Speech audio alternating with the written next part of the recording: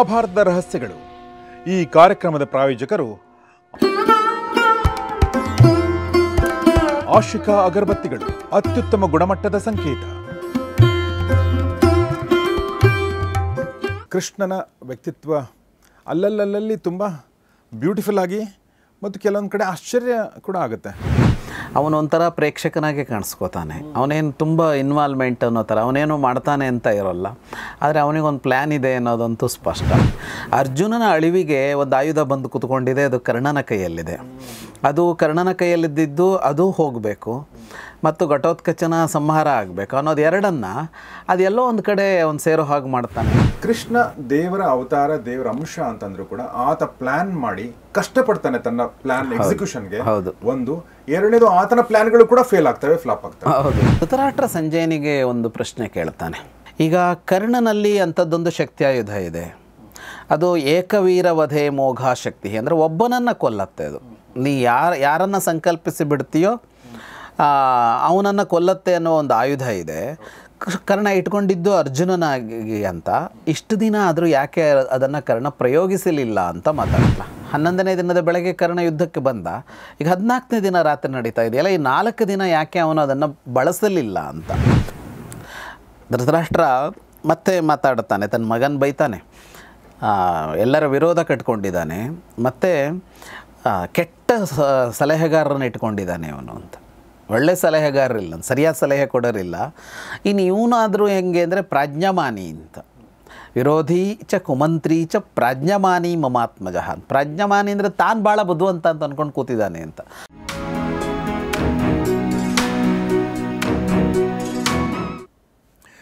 ಸ್ನೇಹಿತರೆ ನಮಸ್ಕಾರ. ಗೌರಿ ಶಕ್ಕಿ ಸ್ಟುಡಿಯೋದ ವಿಶೇಷ ಕಾರ್ಯಕ್ರಮ ಮಹಾಭಾರತ ರಹಸ್ಯಗಳು. ನಿಮಗೆಲ್ಲ ಆತ್ಮೀಯ ಸ್ವಾಗತ. ನಾನು ಗೌರಿ ಶಕ್ಕಿ. ಮಹಾಭಾರತ ರಹಸ್ಯಗಳು ಕಾರ್ಯಕ್ರಮದಲ್ಲಿ ನಮ್ಮೊಂದಿಗಿದ್ದಾರೆ ವಿದ್ವಾನ್ ಜಗದೀಶ್ ಶರ್ಮಾ ಸಂಪ ಸರ್. ಬನ್ನಿ ಅವ್ರನ್ನ ಸ್ವಾಗತಿಸೋಣ. Sir, welcome to the show. ನಮಸ್ತೆ. ಮಹಾಭಾರತವನ್ನು ಮಾತಾಡ್ತಾ ಇದ್ದೀವಿ ಮತ್ತು ಮಹಾಭಾರತದಲ್ಲಿ ಯುದ್ಧದ ಸಮಯದಲ್ಲಿದ್ದೀವಿ, ಯುದ್ಧದ ಉತ್ತರಾರ್ಧದಲ್ಲಿದ್ದೀವಿ. ಹಾಗೆ ನೋಡಿದರೆ 14ನೇ ದಿನದ ಯುದ್ಧ. ಬಟ್ 13 ದಿನದ ಯುದ್ಧದಲ್ಲಿನ, ಆದರೆ 13 ದಿನದ ಯುದ್ಧದ ಬಗ್ಗೆ ಎಷ್ಟು ಮಾತಾಡಿದೀವೋ ಅಷ್ಟೇ ನಾವು ಬಹುಶಃ ಒಂದೇ ದಿನದ ಯುದ್ಧದ ಬಗ್ಗೆ ಮಾತಾಡ್ತಾ ಇದ್ದೀವಿ ಅನ್ಸುತ್ತೆ. ಹೌದು ಹೌದು. ಲಾಂಗ್ ಡೇ ಅಂತ ನಾವು ಅಂತೀವಲ್ಲ usually. It was a long day ಅಂತೀವಿ. It was a long day and long night ಇದು ಅಲ್ವಾ. ಆಮೇಲೆ ಅಲ್ಲಿ ನೈಟ್ ಇನ್ನೂ ಮುಕ್ತಾಯ ಆಗ್ತಾನೆ ಇಲ್ಲ. ಸೊ ಹಾಗೆ ಜೊತೆಗೆ ಸಾಕಷ್ಟು ಬೆಳವಣಿಗೆಗಳು. ಕಳೆದ ಸಂಚಿಕೆಯಲ್ಲಿ ಕೃಷ್ಣನ ಒಂದು ಏನು ಹೇಳಿ, ಘಟೋತ್ಕಚ ಸತ್ತಾಗ ಕೃಷ್ಣ ಏನು ಮಾತಾಡೋದು ಅದನ್ನು ಕೂಡ ನೋಡಿದ್ವಿ. ಮತ್ತು ನಾನು ಎಲ್ಲಿರ್ತೀನಿ, ಯಾವ ಸಂದರ್ಭದಲ್ಲಿ ಅನ್ನೋ ಮಾತನ್ನು ಕೂಡ ನೋಡಿದ್ವಿ. ಕೃಷ್ಣನ ವ್ಯಕ್ತಿತ್ವ ಅಲ್ಲಲ್ಲಿ ತುಂಬ ಬ್ಯೂಟಿಫುಲ್ ಆಗಿ ಮತ್ತು ಕೆಲವೊಂದು ಕಡೆ ಆಶ್ಚರ್ಯ ಕೂಡ ಆಗುತ್ತೆ. ಆ ಥರದ್ದು ರಿವೀಲ್ ಆಗುತ್ತೆ. ಉದಾಹರಣೆಗೆ ಅರ್ಜುನ್ ಮೇಲೆ ಸಿಟ್ಟು ಮಾಡಿಕೊಂಡು ನೀನು ಸುಮ್ಮನಿರಪ್ಪ ನಾನು ಮಾಡ್ತೀನಿ ಅಂತ ಹೋಗಿದ್ದಿರ್ಬೋದು, ಅದೆಲ್ಲ ನೆನಪು ಬರುತ್ತೆ ನನಗೆ. ಸೊ ಬಹುಶಃ ನೀವು ಕೃಷ್ಣನ ಬಗ್ಗೆ ಒಂದು ಪುಸ್ತಕ ಬರೀಬೇಕಂತ ಬರೀ ಈ ವಿಚಾರಗಳನ್ನ ಇಟ್ಕೊಂಡು. ಕೃಷ್ಣನ ಬಗ್ಗೆ ತುಂಬ ಕೋರಿಕೆ ಇದೆ ಪುಸ್ತಕ ಬರೆಯೋಕ್ಕೆ. ಕೃಷ್ಣನ ಏನು ಹೇಳಿ, ಕೃಷ್ಣನ ವ್ಯಕ್ತಿತ್ವದ ಅನಾವರಣ ಅಂತೇಳಿ, ಅಂದರೆ ನಿಮಗೆ ಗೊತ್ತಿರದ ವ್ಯಕ್ತಿತ್ವದ ಅನಾವರಣ, ಆ ಥರದ್ದೇನೋ ಬರೀಬೇಕಂತ. ಹೌದು, ಗೊತ್ತಿರೋದೇ ಇರೋದು ತುಂಬ ಇದೆ ಕೃಷ್ಣನ ಬಗ್ಗೆ. ಈಗ ಈ ಥರದ್ದೆಲ್ಲ ಇವುಗಳೆಲ್ಲ ಇವೆಯಲ್ಲ, ಇವುಗಳು ಹೆಚ್ಚು ಗೊತ್ತೇ ಇರೋದಿಲ್ಲ ಅಂತ.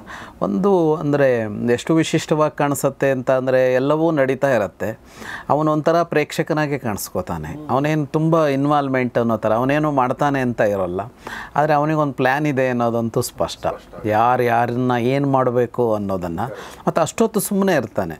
ಈಗ 2 ಕೆಲಸ ಆಗಬೇಕಾಗಿದೆ. ಘಟೋತ್ಕಚನ ಸಂಹಾರ ಆಗಬೇಕು ಅವನಿಗೆ. ಅವನು ಸಂಹರಿಸುವ ಪಟ್ಟಿಯಲ್ಲಿ ಘಟೋತ್ಕಚ ಇದ್ದಾನೆ. ಹಾಗೆಯೇ ಅರ್ಜುನ ಉಳಿಬೇಕಾಗಿದೆ. ಯಾಕೆಂದರೆ ಅವನು ಹೇಳ್ತಾನಲ್ಲ ಧರ್ಮ ಸಂಸ್ಥಾಪನಾರ್ಥಾಯ ಅಂತ. ಅರ್ಜುನ ಉಳಿಬೇಕಾಗಿದೆ. ಅರ್ಜುನನ ಅಳಿವಿಗೆ ಒಂದು ಆಯುಧ ಬಂದು ಕೂತ್ಕೊಂಡಿದೆ, ಅದು ಕರ್ಣನ ಕೈಯಲ್ಲಿದೆ.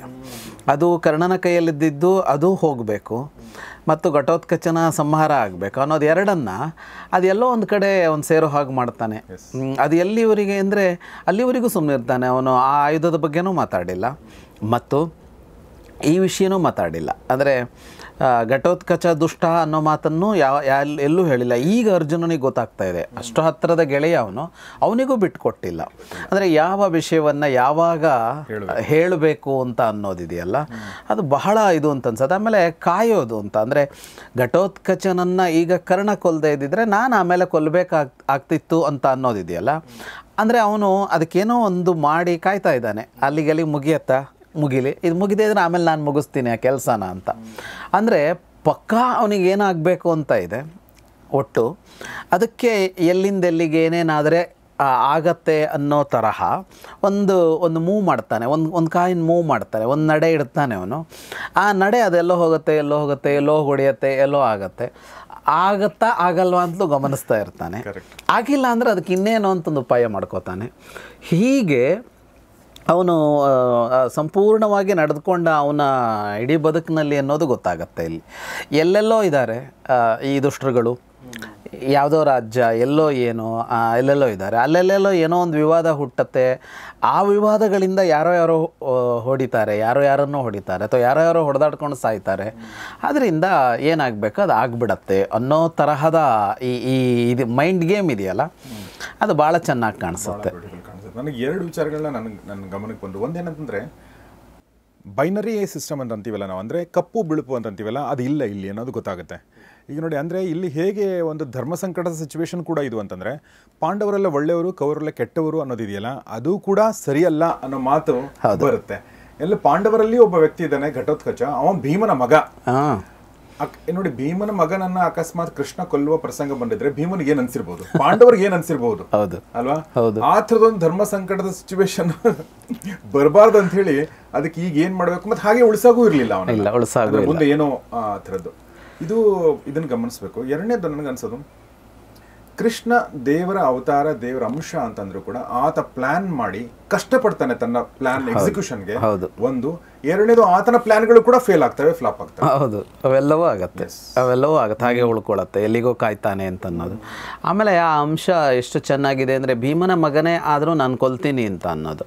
ಅದೇ ಅರ್ಜುನನ ಮಗ ಅಭಿಮನ್ಯು ಅಂತ ಬಂದಾಗ ಅಭಿಮನ್ಯುವನ್ನು ಉಳಿಸ್ಕೊಳ್ಬೇಕು ಅಂತ ಅವನಿಗೆ ಅನಿಸೋದು, ಅವನು ಉಳಿಬೇಕಿತ್ತು ಅಂತ ಅನ್ಸೋದು. ಭೀಮನ ಮಗ ಅಂತ ಅಂದಾಗ ಕೊಲ್ತೀನಿ ಅಂತ ಅನ್ನೋದು ಅನ್ನೋ ಅಂಶ ಇದೆಯಲ್ಲ, ಅಲ್ಲೆಲ್ಲ ಅಂದರೆ ನಮ್ಮವರು ಅನ್ನೋ ಕಾರಣಕ್ಕಾಗಿ ಅಂತ ಇಲ್ಲವೇ ಇಲ್ಲ ಅಂತ, ಒಳ್ಳೆಯವನ ಕೆಟ್ಟವನ ಅನ್ನೋದಷ್ಟೇ. ಅಂದರೆ ಅವನಿಂದ ಒಳ್ಳೇದಾಗತ್ತಾ ಕೆಟ್ಟದ್ದಾಗತ್ತಾ ಅನ್ನೋ ಒಂದು ಅಂಶವನ್ನು ಮಾತ್ರ ಗಮನಿಸ್ಕೊಂಡು ಹೋಗೋದು ಅನ್ನೋದು ಬಿಟ್ಟರೆ, ನಮ್ಮವರು ಅಂತ ಬೇರೆ ತರಹದಲ್ಲಿ ನೋಡುವ ನಿಲುವೇ ಇಲ್ಲ ಅಂತಿದೆಯಲ್ಲ, ಅದು ಭಾಳ ಆಶ್ಚರ್ಯ ಅಂತ ಅನಿಸುತ್ತೆ. ಆ ತರಹ ಯೋಚನೆ ಮಾಡೋದಕ್ಕೆ ಬಹಳ ಕಷ್ಟ. ನೀವು ಹೇಳಿದಾಗೆ ಹಾಗಾಗಿದ್ರೆ ಪಾಂಡವರ ಪ್ರತಿಕ್ರಿಯೆ ಏನಿರ್ತಾ ಇತ್ತು, ಅದೆಂಥ ಆಘಾತ ಆಗಿಬಿಡುತ್ತಿತ್ತು ಅವರಿಗೆ, ಅಥವಾ ಭೀಮನಿಗೆ ಏನಾಗ್ತಾ ಇತ್ತು. ಆಮೇಲೆ ಸಾಯೋಕೆ ಮುಂಚೆ ಅವನು ದುಷ್ಟ ಆಗೋದನ್ನ ನೋಡ್ಬೇಕಲ್ಲ ಇವರು. ಹೌದು, ಅದೆಲ್ಲ ಭಾಳ ಕಷ್ಟದ್ದು ಅದು. ಹಾಗಾಗಿ ಬಹಳ ವಿಶಿಷ್ಟವಾದ ವ್ಯಕ್ತಿತ್ವ ಅಂತ ಕೃಷ್ಣ ಕಾಣಿಸ್ಕೊಳ್ಳೋದು ಅದಕ್ಕೆ ಅಂತ. ದೇವರು ಅನ್ನೋದನ್ನು ಬದಿಗಿಟ್ಟೆ ದೇವರು ಅವತಾರ, ನೀವು ಅದನ್ನೇ ಹೇಳಿದ್ರಿ ಸೂಚ್ಯವಾಗಿ. ದೇವರು ಅನ್ನೋ ವಿಷಯ ಬೇರೆ, ಆದರೆ ಅವನು ಹಾಗೆ ಮಾಡಿಬಿಟ್ಟಿಲ್ಲ ಏನೋ. ಇಲ್ಲಿಗೆ ನೀವು ಹೇಳಿದಾಗೇ ಅವನು ಯೋಜನೆಗಳನ್ನು ಮಾಡ್ತಾನೆ, ಅದನ್ನು ಸೇರಿಸ್ತಾನೆ.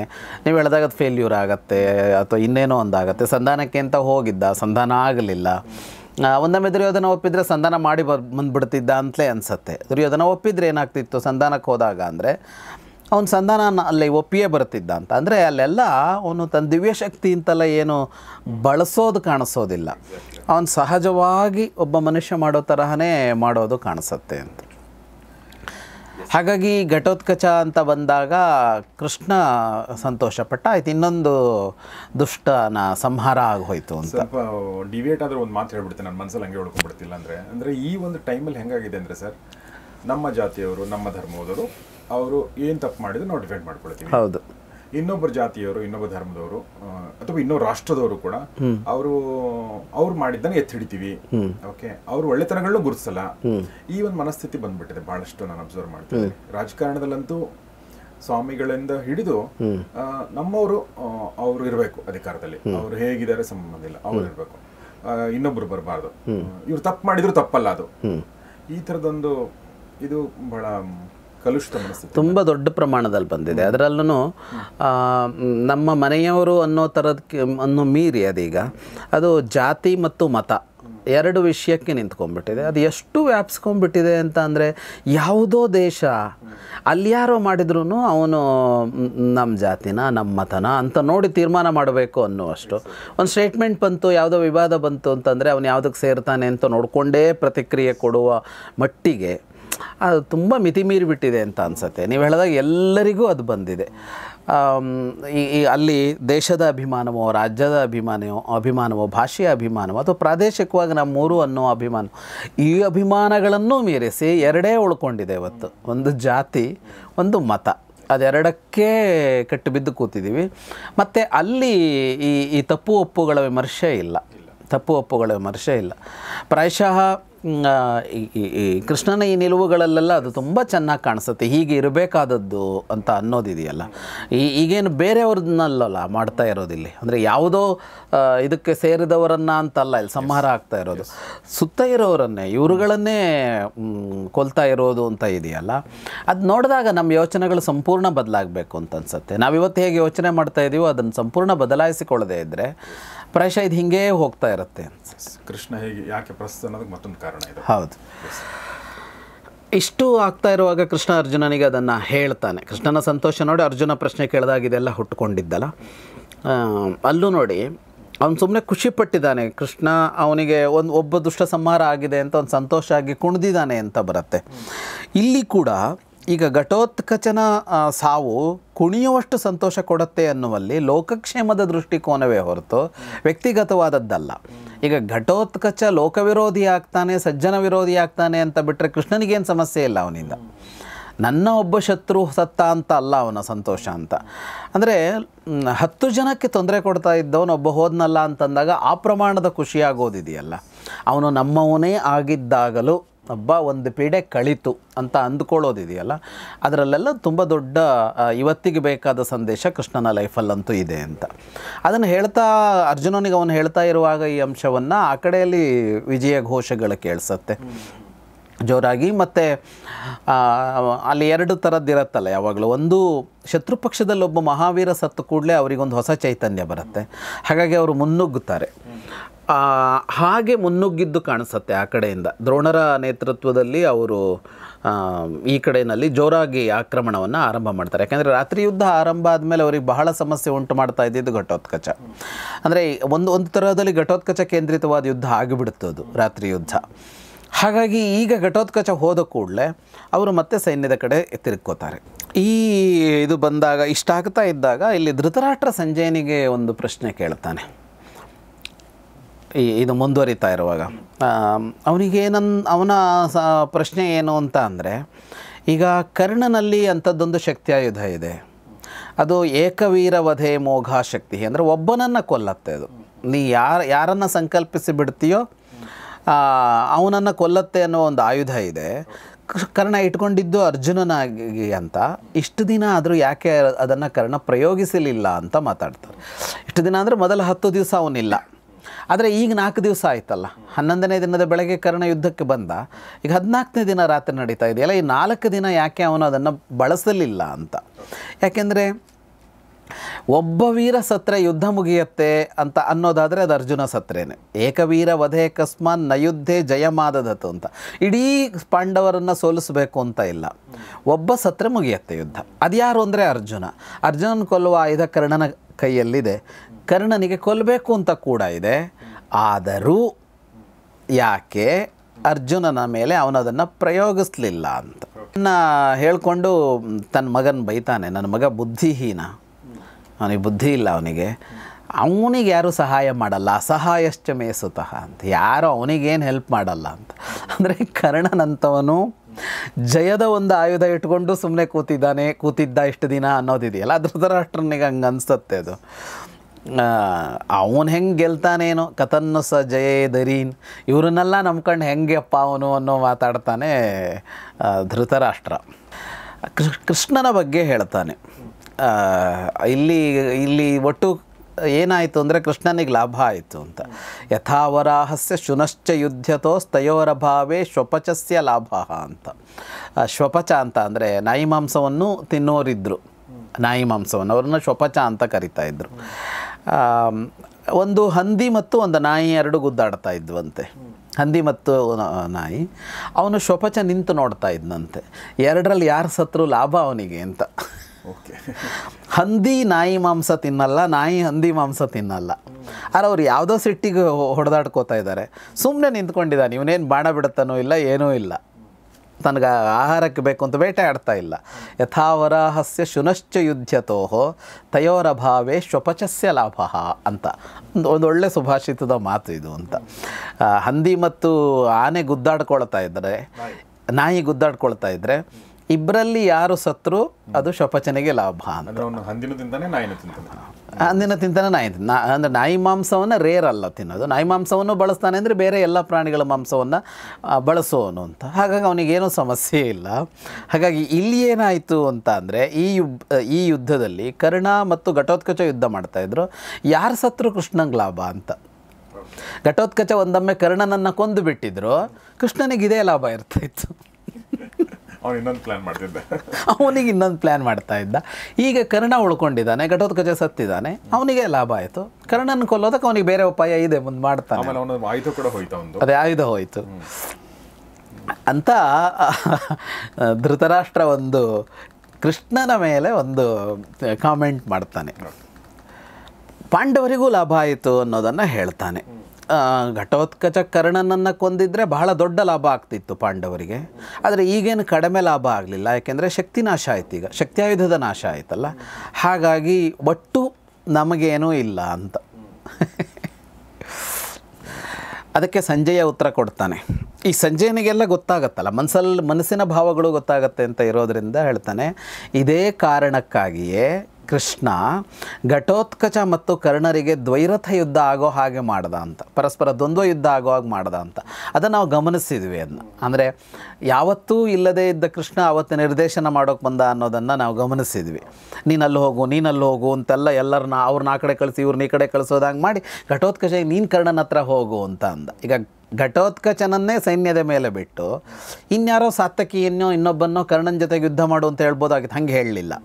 ಮತ್ತು ಘಟೋತ್ಕಚನಿಗಾಗಲಿ ಯಾರಿಗೇ ಆಗಲಿ ಅದು ಗೊತ್ತಾಗಲೇ ಇಲ್ಲ. ಇದು ಘಟೋತ್ಕಚ ಕರ್ಣ ಇಬ್ಬರನ್ನ ಮುಂದೆ ಮಾಡಿ ಯಾರಾದರೂ ಒಬ್ಬರು ಸಾಯೋ ಪ್ಲ್ಯಾನ್ ಅನ್ನೋದು ಯಾರಿಗೂ ಗೊತ್ತಾಗಿಲ್ಲ, ಘಟೋತ್ಕಚನಿಗೂ ಗೊತ್ತಾಗಿಲ್ಲ. ಬಹಳ ಸಹಜ ಅನ್ನೋವಂತೆ ಆಗಿಬಿಡ್ತದು. ಅದಕ್ಕೆ ಬೇಕಾಗಿ ಅವನು ಕೇವಲ ಘಟೋತ್ಕಚನಿಗೆ ಸೂಚನೆ ಕೊಡಲಿಲ್ಲ ಕೃಷ್ಣ. ಅವನು ಇದ್ದಕ್ಕಿದ್ದ ಹಾಗೆ ಅವನೇ ಸೇನಾಧಿಪತಿ ಏನೋ ಅನ್ನೋ ಥರ ಎಲ್ಲರನ್ನೂ ನಿಯೋಜಿಸಿದ. ಅದನ್ನೇ ಹೇಳ್ತಾನೆ ಸಂಜಯ, ಇದೇ ಕಾರಣಕ್ಕೆ ಅವನು ಹಂಗೆ ಮಾಡಿದ್ದ. ಇದನ್ನು ಹೇಳಿದವನು ಮತ್ತೊಂದು ಸಲ ಇವನನ್ನು ಬೈದೆ ಮುಂದುವರಿತಾನೆ. ನಾನು ಸಂಜಯ ಧೃತರಾಷ್ಟ್ರನ ಬೈಯದೆ ಮುಂದೆ ಹೋಗೋದಿಲ್ಲ. ಒಟ್ಟು ಎಲ್ಲ ಏನೇ ಆದ್ರೂ ಇದಕ್ಕೆ ಮೂಲ ಕಾರಣ ನೀನೇ ಅಂತ. ಕೃಷ್ಣ ಅರ್ಜುನನ ರಕ್ಷಣೆಯ ಕೆಲಸವನ್ನು ಮೊದಲಿಂದ ಮಾಡ್ಕೊಂಬಂದಿದ್ದ ಅನ್ನೋದನ್ನು ಹೇಳ್ತಾನೆ ಅವನು. ಅಂದರೆ ಅರ್ಜುನ ಕರ್ಣರು ಎದುರು ಬದರ ಆಗದೇ ಇರುವಂತೆ ಕೃಷ್ಣನ ಒಂದು ಪ್ರಯತ್ನ ಇತ್ತು ಯಾವಾಗಲೂ.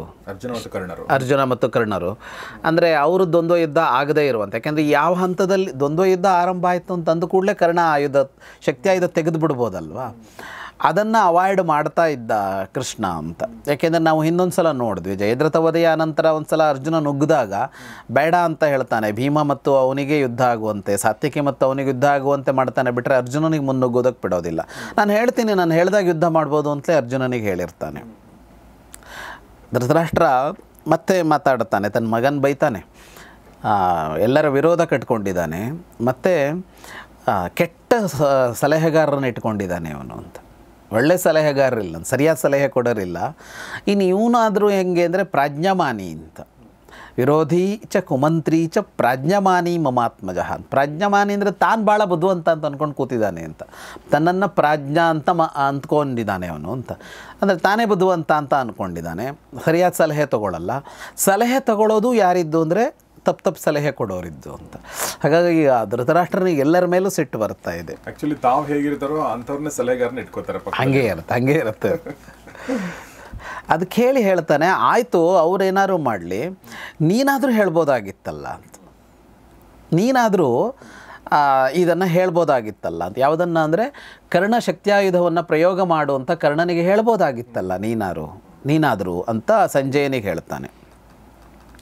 ಸಂಜಯ ಹೇಳ್ತಾನೆ, ನಾವಿದನ್ನೆಲ್ಲ ಹೇಳದೆ ಏನು ಉಳ್ಕೊಂಡಿಲ್ಲ.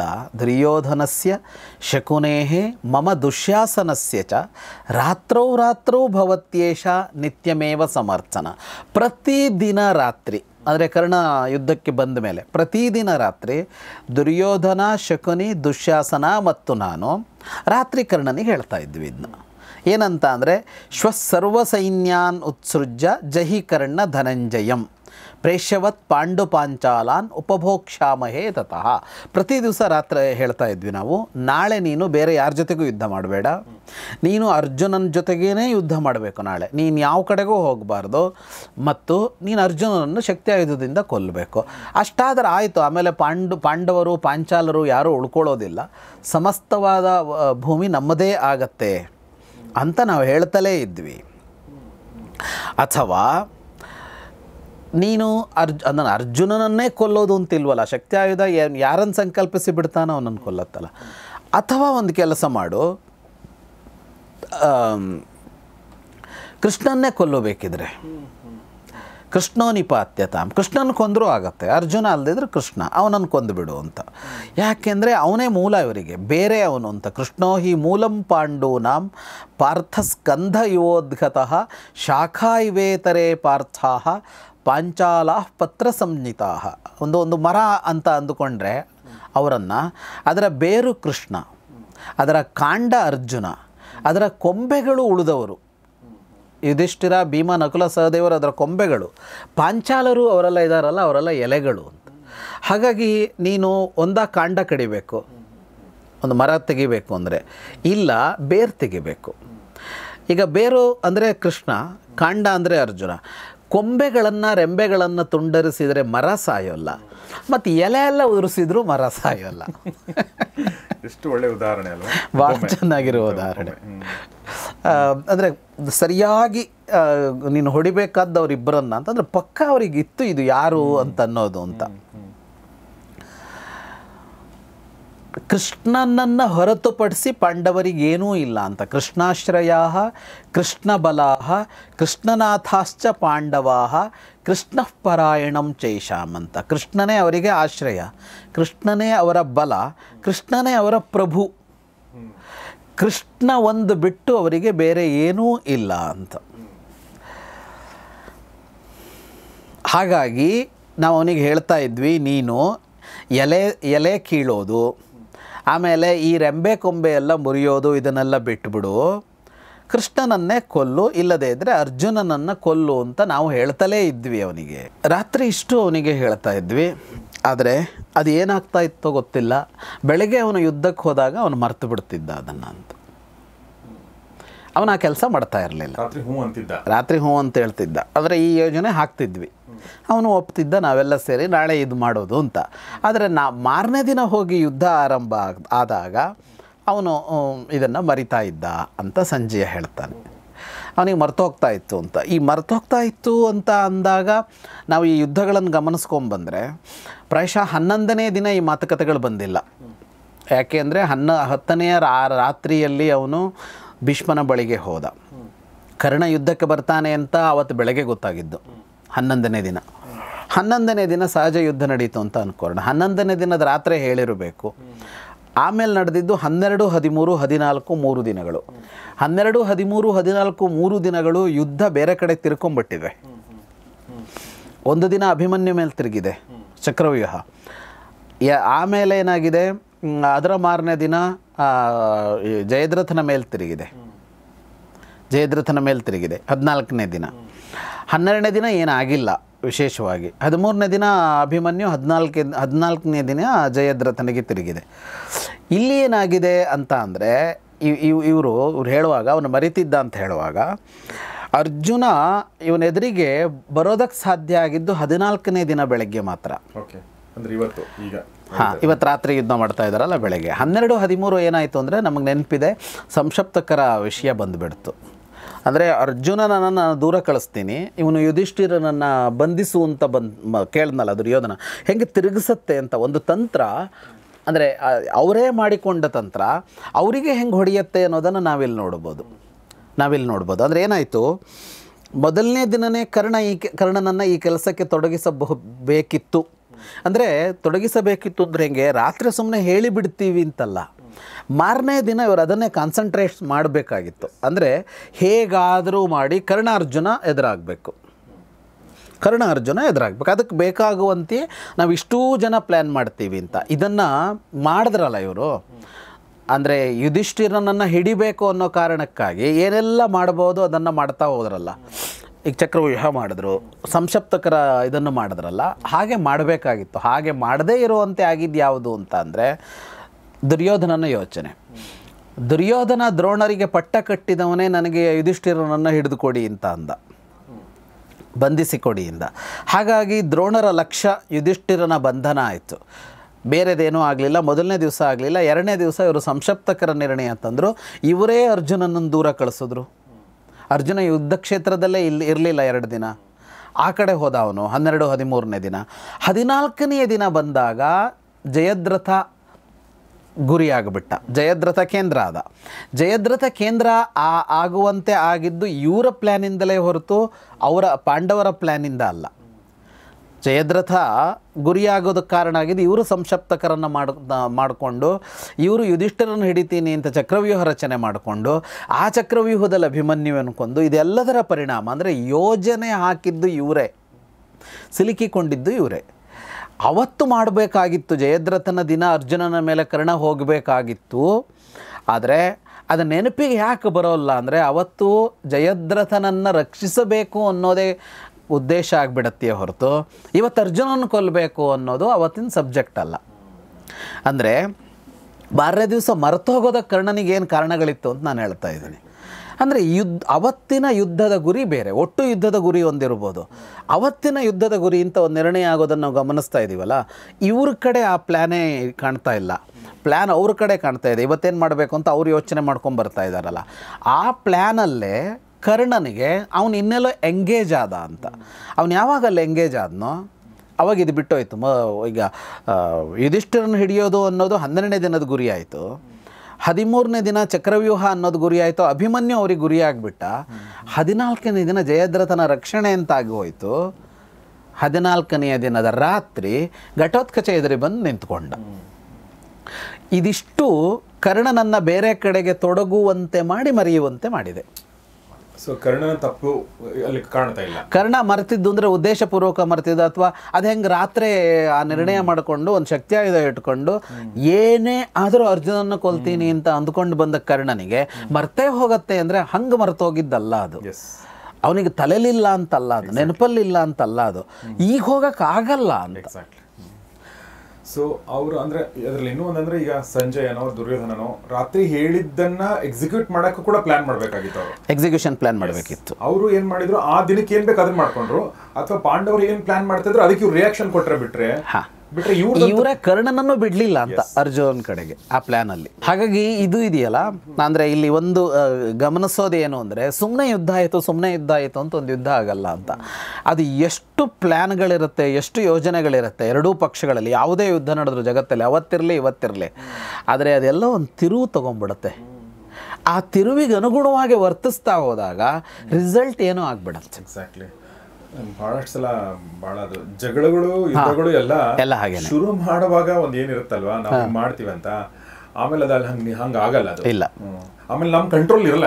ಕಂಟ್ರೋಲ್ ಇರಲ್ಲ, ಯಾರ ಕಂಟ್ರೋಲ್ ಇರಲ್ಲ. ಇಲ್ಲ ಯಾರ ಕಂಟ್ರೋಲ್ ಇರಲ್ಲ. ಈಗ ಆಪರೇಷನ್ ಸಿಂಧೂರ್ ಕೂಡ ನಿಲ್ಲಿಸಿದ್ರ ಬಗ್ಗೆ ಏನು ತುಂಬಾ ಆಕ್ಷೇಪಗಳು ಕೇಳ್ತವೆ. ಇದನ್ನ ಅರ್ಥ ಮಾಡ್ಕೊಳ್ಬೇಕು. ಹೌದು. ಇನ್ನೊಂದು ಹಂತ ದಾಟಿ ಮುಂದೆ ಹೋಗಿದ್ರೆ, ಇನ್ನೊಂದಷ್ಟು ಪ್ಲೇಯರ್ಗಳು ಆಡ್ ಆಗ್ಬಿಟ್ಟಿದ್ರೆ ಭಾರತದ ಕೈಲಿ ಇರ್ತಿರ್ಲಿಲ್ಲ. ಹೀಗಾಗಿ ಭಾರತ ಏನು ಸೂಪರ್ ಪವರ್ ಆಗಬೇಕು, 3ನೇ ಶಕ್ತಿ ಆಗಬೇಕು ಅನ್ನೋದಿದೆ, ಅದೆಲ್ಲವೂ ಕೂಡ ಬದಿಗಿಡಬೇಕಾಗ್ತಿತ್ತು. ಸೊ ಹೀಗಾಗಿ ನಮ್ಮ ಕೇಂದ್ರ ಸರ್ಕಾರ ಸರಿಯಾದ ನಿರ್ಧಾರನೆ ಕೈಗೊಂಡಿದೆ. ಆ ನಿಟ್ಟಿನಲ್ಲಿ ಸರಿಯಾದ ನಿರ್ಧಾರನೆ ತಗೊಂಡಿದೆ. ಅಂದರೆ ಈ ಇನ್ನೊಂದು ಪ್ರಗತಿ ಇನ್ನೇನೋ ಒಂದಿರತ್ತಲ್ಲ, ಅದಕ್ಕೆ ಹೊಡೆತ ಕೊಡುತ್ತೆ. ಅದನ್ನು ಗಮನಿಸಲೇಬೇಕು. ರಷ್ಯಾದ ಪರಿಸ್ಥಿತಿ ಏನು ಇವತ್ತು ಅಂತ, ಅಷ್ಟು ದೊಡ್ಡ ಶಕ್ತಿಶಾಲಿಯಾದ ರಷ್ಯಾದ ಪರಿಸ್ಥಿತಿ ಏನು ಅಂತೆಲ್ಲ ನೋಡುವಾಗ ಅಷ್ಟು ಸುಲಭ ಇಲ್ಲ. ಯಾವಾಗ ಯುದ್ಧ ಮಾಡಬೇಕು, ಏನು ಮಾಡಬೇಕು ಅಂತ ಅನ್ನೋದು. ಸೊ ಹಾಗೆ ನಾವು ಕೌರವರ ರಾತ್ರಿಯ ಯೋಚನೆ ಮತ್ತು ಬೆಳಗಿನ ಎಕ್ಸಿಕ್ಯೂಷನ್ ಬಗ್ಗೆ ನೋಡ್ತಾ ಇದ್ವಿ, ಹೇಗೆ ದಿಕ್ಕು ತಪ್ಪುತ್ತೆ ಅಂತ ಹೇಳಿ. ಒಂದು ಇವ್ರ ಎಕ್ಸಿಕ್ಯೂಷನ್ ನಲ್ಲಿ ಏನೋ ಸಮಸ್ಯೆ ಇದೆ, ಮತ್ತು ಮುಂದಿನವರ ಪಾರ್ಟಿಯ ಎಕ್ಸಿಕ್ಯೂಷನ್ ಇದೆಯಲ್ಲ ಅದಕ್ಕೆ ಇವರು ಬಲಿ ಆಗ್ತಾ ಇದ್ದಾರೆ. ಬಲಿ ಇನ್ ದ ಸೆನ್ಸ್ ಅವ್ರ ಟ್ರ್ಯಾಪ್ ಅಲ್ಲಿ ಇವ್ರು ಬೀಳ್ತಾ ಇದ್ದಾರೆ. ಆಮೇಲೆ ಕೆಲವೊಂದ್ಸಲ ಇವರೇ ಟ್ರ್ಯಾಪ್ ಮಾಡ್ಕೊಂಡಿದ್ದಾರೆ. ಜಯದ್ರನ್ ರಕ್ಷಣೆ ಮಾಡ್ಬೇಕು ಅನ್ನೋದಿದೆಯಲ್ಲ ಅದು ಕೂಡ ಒಂದು ಟ್ರ್ಯಾಪೇ. ಸೊ ಹಾಗೆ ಕರ್ಣ ಮತ್ತು ಅರ್ಜುನ ಮುಖಾಮುಖಿ ಆಗ್ಲಿಲ್ಲ, ಮತ್ತು ಕರ್ಣನ ಶಕ್ತಾಯುಧ ಈಗ ಮುಕ್ತಾಯಗೊಂಡಿದೆ.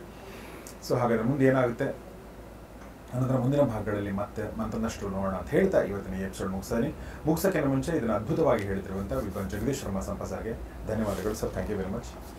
ಸೊ ಸ್ನೇಹಿತರೆ, ಇದು ಮಹಾಭಾರತ ರಹಸ್ಯಗಳು 14ನೇ ದಿನದ ರಾತ್ರಿಯ ಯುದ್ಧದ ವಿಚಾರಗಳು. ದಯವಿಟ್ಟು ಇದನ್ನು ನಿಮ್ಮೆಲ್ಲ ಸ್ನೇಹಿತರೊಂದಿಗೆ ಶೇರ್ ಮಾಡಿ, ಕಮೆಂಟ್ ಮಾಡಿ. ನೋಡ್ತಾ ಇರಿ ಗೌರಿಶಕ್ತಿ ಸ್ಟುಡಿಯೋ, ನೋಡ್ತಾ ಇರಿ ಮಹಾಭಾರತ ರಹಸ್ಯಗಳು. ನಮಸ್ಕಾರ.